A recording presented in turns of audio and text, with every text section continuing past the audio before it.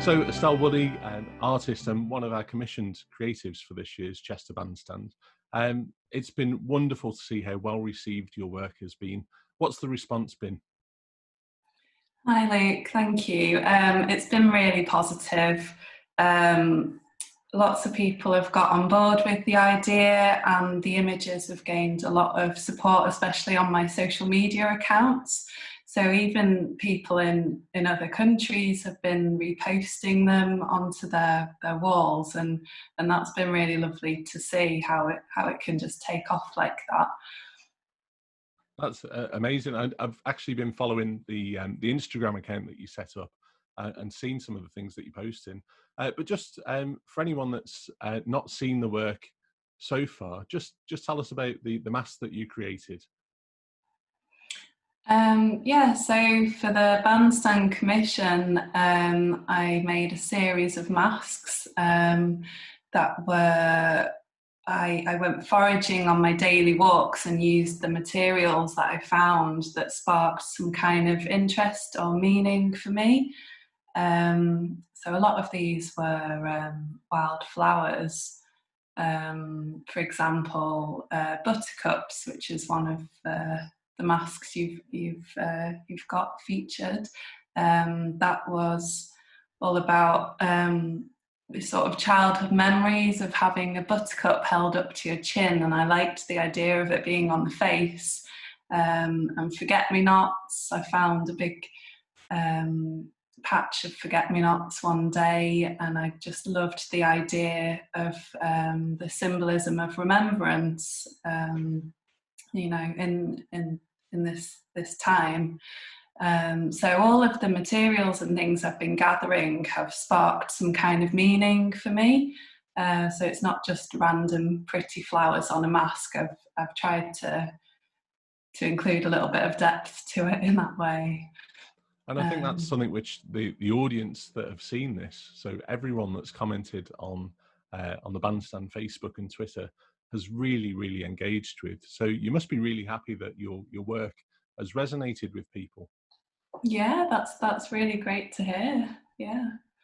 It's certainly been wonderful. And of course, after you submitted the work to Chester Bandstand to share on the social media and as a commission reveal, you've gone on and had that featured in other publications. And am I right in saying that it's on the front cover of a book now? That's right. So the very first piece I made during the first week of lockdown was a mask made from moss, which then triggered the whole series I did for the bandstand. But that image I sent in to the Sustainability First Art Prize, and out of over 1,000 entries, it became highly commended. So during the discussions, one of the judges, Jeremy Till, who's the head of Central St Martin's, he had some really nice comments to say about it.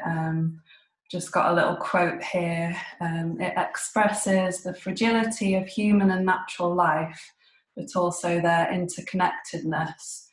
And he then went on to say that it could become a kind of meme image. And I really liked that idea of how it sort of progressed and grown into this series. One of my later images, called Poison, which is made from foxgloves, was selected as Axis Art Highlight of the Week a few weeks back.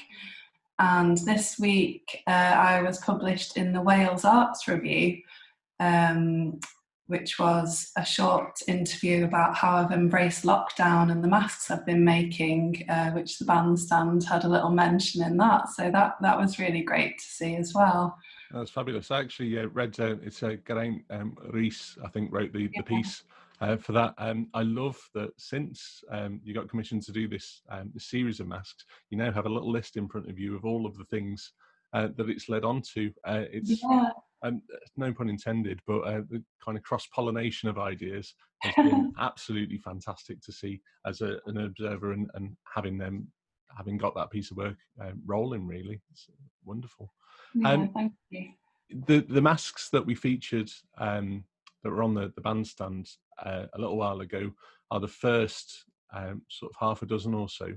But you've actually gone on to make a few more. And am I right in saying there's a very unusual one that you've got to hand just there?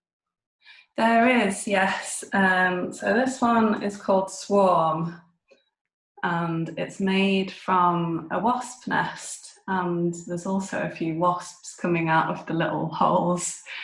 Don't try this at home, I think. Yeah, don't try this one at home. Yeah, I didn't want the whole series to be about these pretty flowers and it to just be this nice aesthetic thing.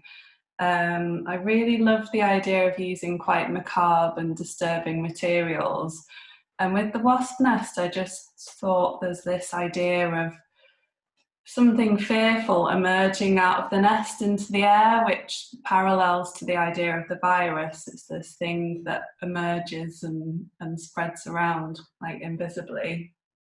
So that was my thinking behind this one. I think, did you say you showed it to someone and they had a bit of a strange reaction to it? Yeah, I can't remember what the condition's called. Is it trichophobia?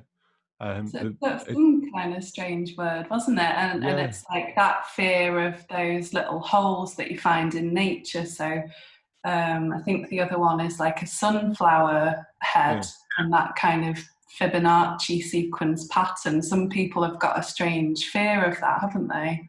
But I think it's something to do with a natural reaction, because the brain associates those patterns with wounds and with injury from when they're healing up.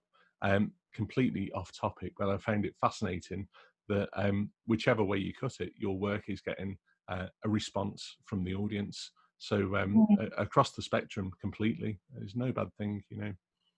Yeah, no, I really like when something provokes a reaction it causes this sense of cognitive dissonance, like you're attracted and repulsed at the same time, and there's this unsettling feeling, and I'm very interested in that idea, using it in my work. Yeah. Well, and to great effect, clearly. The other thing that you've been doing, apart from making these wonderful masks, is showcasing some of the other work. And as an artist, I'm really interested to know what your response has been to other artists' response to the current circumstances. That's right, yeah. So a couple of weeks ago, I set up an Instagram gallery called Pandemic Nature Masks. And people from all over the world have been sending in their work that they've been creating during the pandemic, and it's amazing seeing some of the similarities and parallels between other artists' work. So I just want to talk about a couple of my favourites. One of them is by an artist called Andrea Guidella, called Sunscreen. And she's basically painted this white mask onto her face, presumably using like a factor 50 sunscreen. And it's all about the importance of vitamin D from sunlight in protecting our immune system.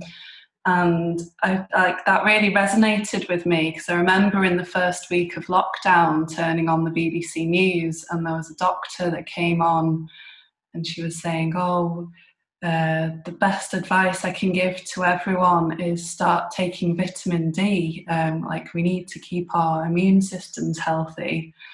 So yeah, I find that image really powerful, and it's a very poetic image. Another piece I've had on there is by an artist called Melissa Meyer.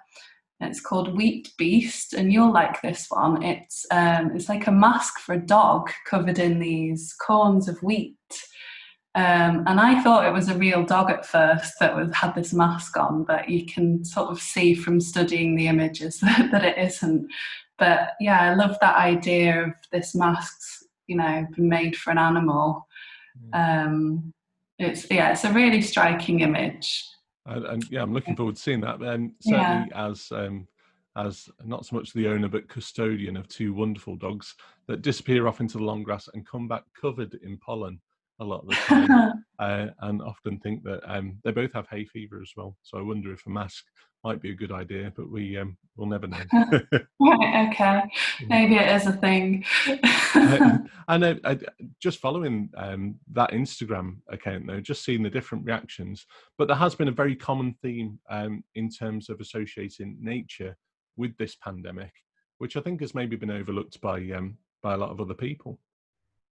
Yeah, no, I find that parallel really interesting and really important. As nature is such a healing thing, you know, it's so good for your well-being. Like there's studies about how foraging is great for mental health. And yeah, just being out there and understanding the importance of connecting with nature. I'm an advocate, and yeah, there's a lot of other people who have had similar thoughts, which is really nice to see. No, absolutely. There's a real body of work which has come together, of which yours is a wonderful example of. What's next for you as an artist, Estelle? What's coming up? What plans have you got? Well, with these masks, I'm really interested in how they change with the seasons. So I remember last time I had this little bunch of flowers on the table to use as prompts for each mask, and I was going to do that today to talk about some of my later works. And I went out last night foraging and realised that none of those flowers and plants were in season anymore, because it was like a month or two ago that I made those. So I find that really interesting that during this time, you know, different things are coming in and out of season, and I can imagine that there'll be other things cropping up inspiring me. And aside from that, I just want to push the work out there, really. I've applied to a few exhibitions, physical ones and online exhibitions. So yeah, just continuing with what I'm doing. Oh, wonderful! It's nice to see how proactive yourself and so many other people in the arts generally have been as a response to this. It's not been easy for all of us, I think it's fair to say. But hopefully this work will find more audiences and we can go and see these things physically once some semblance of normality resumes. Yeah, that's right. Wonderful. Well, I'll be putting the links up for everyone to see this piece of work, and also links to your Access webpage where people can have a look at the other things that you've been up to. But thanks again for sharing it. It's been a personal highlight of mine over the summer to see these things come together. And I'm looking forward to maybe seeing snowdrops and holly and all sorts of other things in the future. Yeah. And a real delight to talk to you.